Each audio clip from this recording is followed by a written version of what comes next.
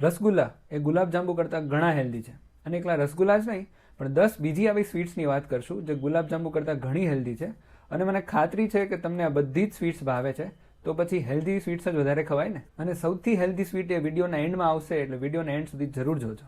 આ વિડીયોને તમે તમારા ફ્રેન્ડ્સ અને ફેમિલી સાથે શેર કરો. અને આજના લિસ્ટમાં આપણે ગુલાબજાંબુ કરતાં પણ અનહેલ્ધી હોય એવી એક આઇટમની વાત કરશું અને આ આઇટમનું નામ છે જલેબી.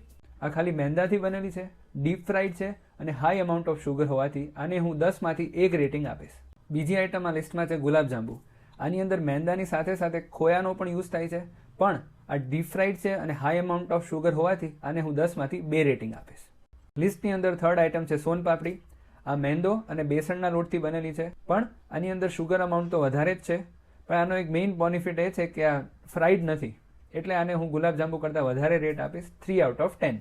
નેક્સ્ટ કેટેગરી છે એવી સ્વીટ્સ જે બેસનના લોટમાંથી જ બનેલી છે. ફર્સ્ટ આઇટમ છે મૈસૂર પાક. આ બેસન અને બહુ જ બધા ઘીથી બનેલી હોય છે પણ આ ડીપ ફ્રાઈડ નથી એટલે આને હું 10માંથી 3 રેટિંગ આપીશ. પાંચમી આઇટમ છે મોહનથાળ.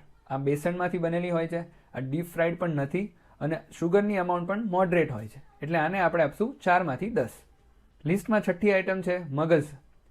આ ચણાના લોટમાંથી બન્યું હોય છે, ડીપ ફ્રાઈડ પણ નથી અને અમાઉન્ટ ઓફ શુગર પણ મોડરેટ હોય છે એટલે આને આપણે આપશું 10માંથી 5.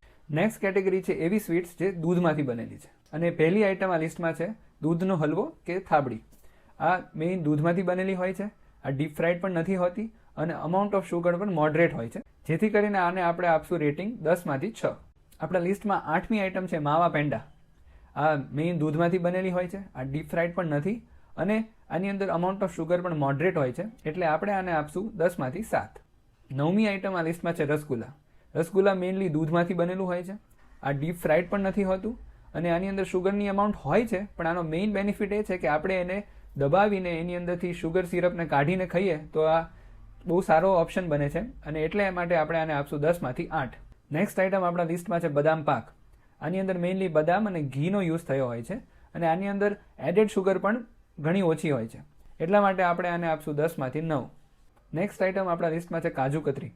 આ મેઇનલી કાજુમાંથી બનેલી હોય છે, આની અંદર ઘીનો યુઝ પણ ઓછો હોય છે અને શુગર પણ ઓછું હોય છે પ્લસ આનો મેઇન બેનિફિટ છે કે આની અંદર આપણને હેલ્ધી ફેટ્સ મળે છે એટલા માટે આને આપણે રેટિંગ આપશું 10માંથી 9. હવે નેક્સ્ટ આઇટમ છે સૌથી હેલ્ધી આઇટમ આપણી લિસ્ટની અંદર અને આ છે ખજૂર પાક. આની અંદર મેઇનલી ખજૂર અને નટ્સનો યુઝ થયો હોય છે. આની અંદર એડેડ શુગર પણ બહુ જ ઓછી હોય છે કારણ કે ખજૂરની પોતાની નેચરલ શુગર આની અંદર આવે છે અને આની અંદર હાઈ અમાઉન્ટ ઓફ ફાઇબર પણ મળે છે જેથી કરીને આ સ્વીટ્સમાં સૌથી બેસ્ટ ઓપ્શન બને છે અને એટલા માટે આપણે આને રેટિંગ આપશું 10માંથી 10.